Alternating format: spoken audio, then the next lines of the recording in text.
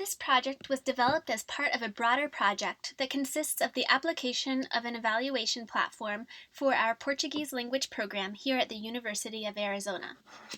The evaluation started a new phase in spring 2016, and data analysis conducted during summer 2017, enabled by CERCLL's grant, will be shared in this presentation. This presentation is entitled Portuguese Language Program Evaluation, Implementation, Preliminary Results, and Follow-up Strategies, and it was prepared by Ana M. Carvalho, Bruna Sommer, and Adriana Picoral. This evaluation project has both internally driven motivations, such as course delivery assessment and program improvement, and external requirements, such as economic pressure and decrease in enrollment. The project is also part of a strategy to better understand the oscillation of enrollment rates in Portuguese language programs in the past 15 years, described by the last MLA reported release in 2013. As noted by Melere and Silveira, the lack of rigorous evaluation program in most institutions is a common phenomenon among the less commonly taught languages. Therefore, in the hope that other institutions can replicate the evaluation model described here to tackle challenges experienced by small language programs, this presentation aims to share both the administration and interpretation of internal student data and external and internal institution data. Our evaluation project is built on the evaluation project described by Ecke Ganz and seeks to contribute to the field of language program evaluation, which is currently underrepresented in applied linguistics. Finally, our project follows a utilization-focused approach, which advocates for a systematic and continuous evaluation process. The program evaluation field is currently underrepresented within applied linguistics, although it is crucial to enable evidence-based decisions and actions in language programs. We present some of the purposes of these assessment practices categorized by Davis: to better understand as well as modify curricula, courses, and instruction, to better understand the value of the program, to justify, defend the program, to display learning expectations to students, professors, and other stakeholders, and to showcase student knowledge, skills, and dispositions. Therefore, language program evaluation can work as a strategy to stand strong in the wake of humanities and foreign language learning crises, as well as guide us to an urgent renovation of foreign language programs. Thus, these programs will guide us through data generation and interpretation. The presentation will share findings as follows. The first phase consisted of comparing the enrollment scenario in our institution and other Portuguese language programs in the U.S. since the last MLA data available are from 2013. The first objective for the summer project was to gather updated enrollment data from other post-secondary institutions and to update the trends already identified. The same was done for enrollment data comparison between Portuguese enrollment and general enrollment trends in our university, between Portuguese and other foreign languages at the University of Arizona, and between Spanish and Portuguese within our department. The second phase aimed at identifying potential issues in the language program. Student analytics are compiled from student surveys administered 3 times a semester: beginning, mid, and final semester questionnaires, plus an exit questionnaire for the major and minor graduates, to investigate students' profile and their perspectives about the program. The survey was based on Melere and Silveira. This phase was funded by CERCLL during the summer, which allocated funds for a graduate research assistant to code and analyze data from 6 surveys: spring 2016, fall 2016, and spring 2017, to investigate students' profile and satisfaction with the program. Other objectives were to triangulate results with previous findings and update future stages of the project as needed. This will be discussed in the conclusion section. So first, we will start with the enrollment trends. The enrollment data analysis of other Portuguese language programs based on the MLA data available from 2002 to 2013 showed a considerable decrease in the largest programs of the country: BYU, University of North Carolina at Chapel Hill, and the U.S. Military Academy. At that moment, a slight increase was demonstrated by the University of Arizona, University of Georgia, and UMass at Dartmouth. In order to update this scenario, the 6 biggest U.S. programs, according to MLA Report 2015, were emailed with information about our project and a request to collaborate through providing enrollment data. Additional programs were contacted later, and although 78% of the programs responded to the email demonstrating interest to collaborate with the project, a full set of enrollment data wasn't made available by most of the programs by the time of this presentation. For this reason, the chart we present here contains data from the programs that provided complete enrollment data from 2013 to spring 2016. The current chart shows an overall decrease in the 3 universities that made their data available. This scenario provides evidence that our program is following national trends. Still following Ecke Ganz, we compared Portuguese Language Enrollment, or the UA, with its general undergraduate headcounts. This comparison attested that while general enrollment shows steady increase, Portuguese enrollment presents a slight decrease. Comparison with basic foreign language courses at the UA reveals that only Portuguese had a decrease in enrollments between 2015 and 2016, in comparison with French, Arabic, Chinese, German, and Italian programs, bringing evidence to Meilere's claim that Portuguese is not as popular as the other less commonly taught languages. This source is from UA Analytics. Zooming in to an internal comparison between Spanish and Portuguese enrollment rates, we see that Portuguese remained constant in comparison to Spanish between 2015 and 2016, when Spanish had a decrease of 13.32% in enrollments in spring 2016. However, Spanish recovered its numbers and presented a farther increase of 20.9% in fall 2017, whereas Portuguese had a decrease of 10.15%. Both internal comparisons led us to discard any institution-specific tendency that would justify such a drop in Portuguese enrollment, while the comparison with other institutions signals to a national trend of calling for a rigorous program evaluation at the local level that aims at program assessment and improvement to tackle the enrollment issue. Although the history of publications about Portuguese programs, classes, and reasons to study Portuguese dates back 90 years and has shown instability in the field, we consider it important to examine the political and economic scenario in the past years to come up with a hypothesis of why this decrease occurred after such a promising increase in 2013. The re-election of the Brazilian president, Dilma Rousseff, in 2014 caused political and economic stability. As shown in this chart, the dollar's rate had increased considerably. If we analyze interest in the Brazilian oil company, Petrobras, over the last years, there was a high interest in investing in the company in 2014. However, if we analyze international media outlets and their press releases about Brazil in 2015, they show the scandals involving corruption in Petrobras's management. Even though we cannot affirm whether these issues impacted directly students' interest in Portuguese classes, we notice a correlation in the decrease of enrollments and these changes in the Brazilian political scenario. While we cannot guarantee that the political scenario will not affect our enrollment rates, investigation of potential internal issues and evaluation of student satisfaction with the program are measures that enable us to create strategies and understand trends of retention in our program. So we now turn to program evaluation. Surveys started to be systematically collected via Qualtrics in spring 2016. The surveys comprise 4 questionnaires administered along the semester, in the beginning, in the middle, at the end of the semester, and there is a survey for exit students as well. This structure is inspired by both Ecke and Ganz, and Meilere and Silveira. Questions are both closed and open-ended, and Qualtrics portal enables a more systematic longitudinal analysis. The goals displayed here are general goals for the whole evaluation project.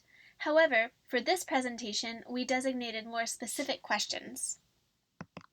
The goals are translated into the codes described here. This phase of the project analyzed results of 3 semesters, spring 2016, fall 2016, and spring 2017. Open-ended student feedback is interpreted through codes of 5 different categories: teacher profile, textbook insights, pedagogical strategies, program improvement, and student profile. Codes 1 to 4 aim to examine student satisfaction towards instructor engagement, quality of materials, instruction delivery, and program improvement, whereas Code 5 gathers more detailed information about student career goals. The question informing these categories are also displayed in the diagram. Part of the methods consisted of coding open-ended survey data.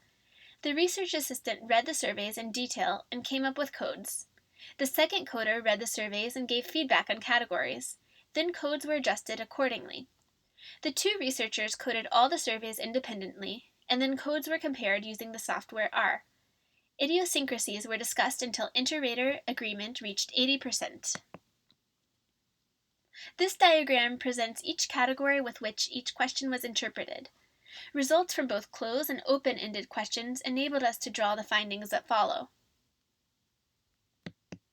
To draw a more accurate student profile of our students, we looked at their linguistic background, reported major areas, motivations to study Portuguese, course and program expectations, and future career goals. When looking at other languages they reported to speak or learn, it becomes clear that both Spanish and English are predominantly the native language of students enrolled in Portuguese. We can also see that our students report to be beginning or intermediate learners of other Romance languages, mainly French or Italian. Finally, the remaining number of students who reported to learn another language mentioned Chinese, Arabic, Japanese, or other. Given the pedagogical repercussions of acquiring cognate languages, this chart displays the distribution of students who reported native and advanced levels of proficiency in Spanish and in English in our classes. As seen here, an average of 46% of the students who reported to be native speakers of English also reported to be native speakers of Spanish, attesting to their bilingualism. In addition, when it comes to students who reported to be advanced speakers of English, 80% of them also reported to be native speakers of Spanish. An important question to inform our recruiting strategies is the number of Spanish majors who take first semester Portuguese as a requirement, as opposed to students who choose to take Portuguese. This chart shows that both tendencies are consistently represented. Zooming into other areas students are majoring in, psychology is the area with the most number of students, followed by physiology, linguistics, and political science. The number of undecided majors is also important since it is a potential population to be targeting for recruitment purposes. By correlating these areas with reported student career goals in the exit surveys, we can see that an average of 21.19% of students plan to work with health-related jobs, whereas 18.5% are interested in teaching, translating, or interpreting. Some of these numbers overlap since students reported interest in interpreting in health-related settings, such as hospitals. Business-related careers appear in an average of 15.89% of students' interest. Other areas summed up to 35.74%. These numbers show a tendency of students being highly interested in developing skills and content knowledge that could benefit them in health, education, and business in multilingual contexts, playing roles as interpreters, translators, teachers, physicists, and lawyers.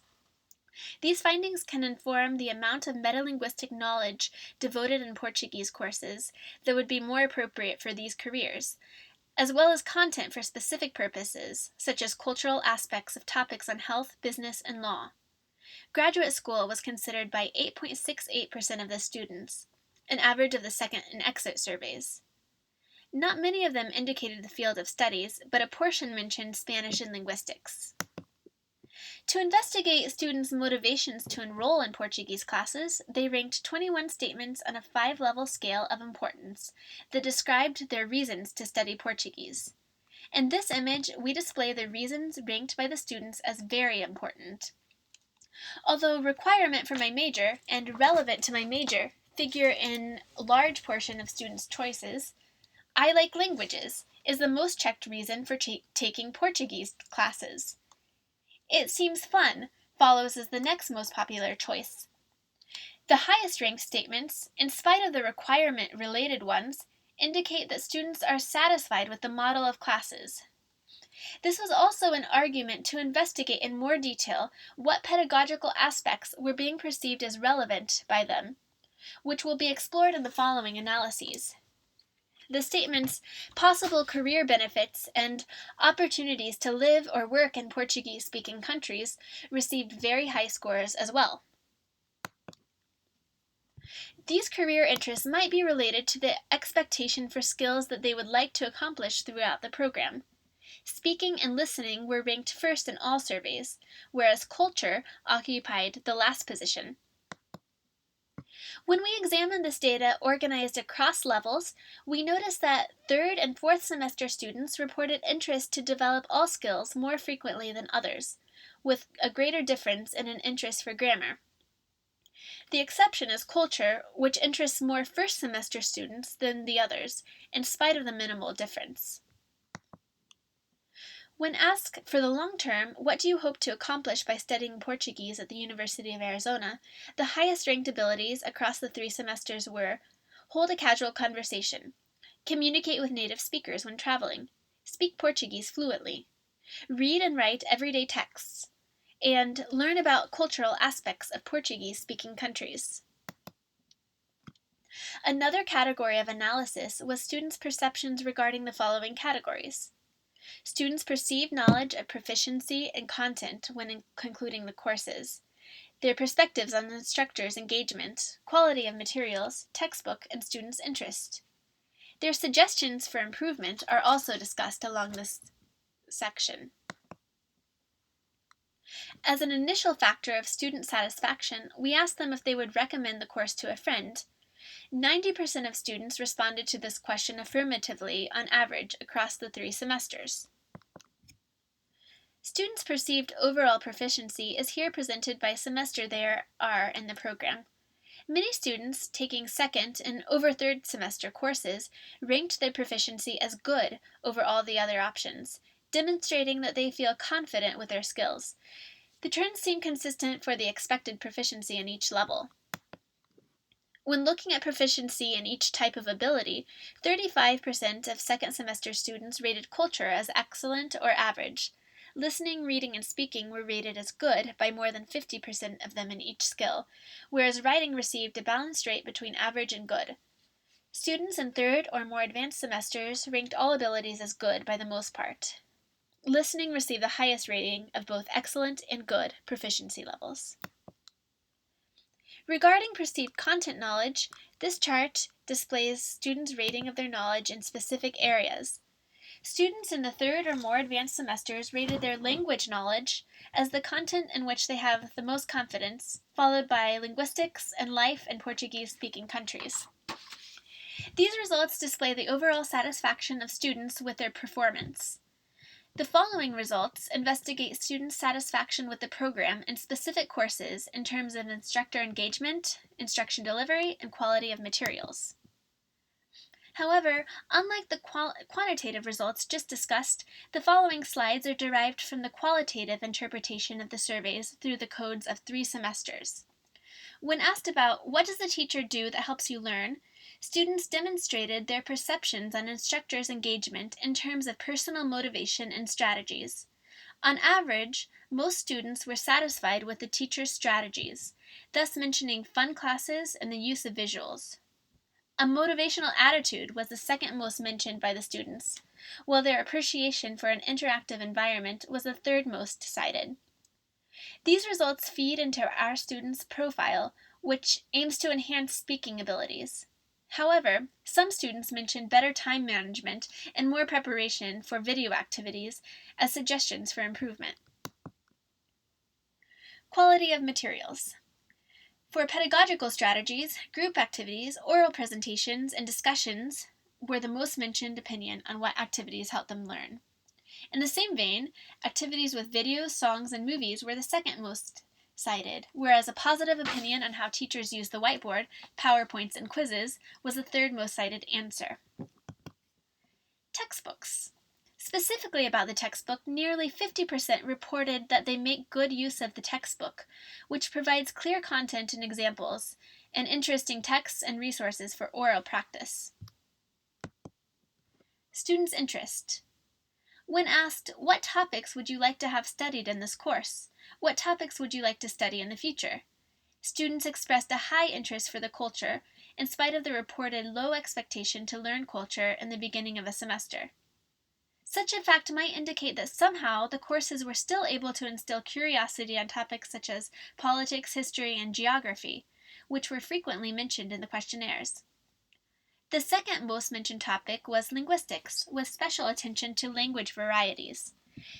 This result also correlates with their low perceived proficiency in the subject, as reported in their perceived content knowledge. Interest for a diversity of reading materials, including literature but other kinds of texts, was the third most cited topic, which is also related to culture. By looking at these results in the light of students' interest reporting in the beginning survey, reading skills figured around the third and fourth place of interest, and the first in the perceived proficiency of skills. Interestingly, in light of their confidence on reading skills, students might have realized how texts provide access to cultural knowledge as well. Suggestions for improvement. Suggestions for improvement were derived from open-ended questions.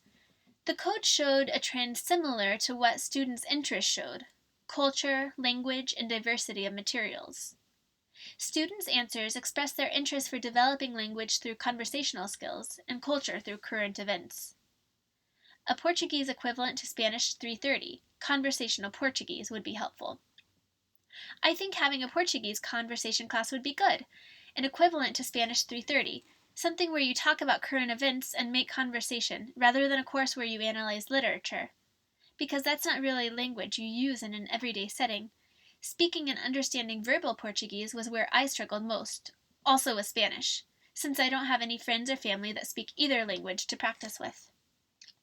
When we talk often in class, I would like to see an explicit conversation focus. More history and culture. Maybe offer different outlets to help receive help in upper level courses, because instructors are not always available, especially if they have to attend both undergraduate and undergraduate students. Long-term possibilities to study Portuguese-speaking countries 6 months to a year, especially those who are studying linguistics. Complete immersion would be helpful gaining speaking skills. Use cultural or historical text with all coursework and grammar. I quite enjoyed looking at current event texts in Portuguese 425. Expand beyond Brazil to the rest of the Portuguese-speaking world. Considering that this evaluation project follows a utilization-focused approach, our findings revealed important characteristics of our program that will enable improvement of both pedagogical and administrative actions. Final remarks. The fact that enrollment oscillation is due to external national trends helps us to reassure the program's value within the university and justify the program in the face of our context. The evaluation revealed that a large proportion of our students are Spanish-English bilingual. Portuguese is taught as a third language, not a second language. Also, students enrolled in Portuguese are equally distributed between majors and non-majors. Moreover, health field and translation and interpretation are the most cited career goals. This information will enable us to better understand needs to adjust curricula, courses, and pedagogical practice. Regarding students' satisfaction with the program, data found that satisfaction level is high. More specifically, the students perceive improvement in their language proficiency across time, especially in their skills related to linguistic and cultural competence. Finally, to display learning expectations to students, professors, and other stakeholders, the study revealed that our students' learning goal is to develop oral and listening skills so that they can communicate with native Portuguese speakers. Future stages. So far, the interpretation process helped us review and reposition existing questions. Like questions on career goals was placed in the final survey instead of the midterm survey. Also, some questions targeting student satisfaction were rephrased and updated. Moreover, we felt the need to gather detailed data about our heritage and L2 Spanish-speaker student population. Thus, we added more specific questions in Survey 1 for fall 2017 and spring 2018. Drawing on previous and these additional data, we will analyze specificities of reception and intuition of heritage versus L2 Spanish speakers in terms of objectives, satisfaction, preferences, and workload perception. Finally, we plan to contact the Portuguese programs one more time to verify their availability to provide enrollment data so that we can update the first chart regarding the scenario in the United States. With these steps concluded, we will conclude and submit our manuscript for publication. Our most sincere acknowledgement to the support of CERCLL and the Department of Spanish and Portuguese. Also, we thank our instructors and students for both administering and answering the surveys. We also thank the Portuguese departments that we contacted for taking their time to answer our emails and make their data available. Results of this research project will be shared in a poster presentation in CERCLL and in a paper presentation at the National Council of Less Commonly Taught Languages in the first semester of 2018. These audiences are essential to give us feedback regarding the culture of a program evaluation towards a more proactive stance and the evaluation model itself. Finally, our aim is that our experience can translate into to be followed by other foreign language programs, thus assessing, improving, and reaffirming the program's value and effectiveness through evaluation and accreditation.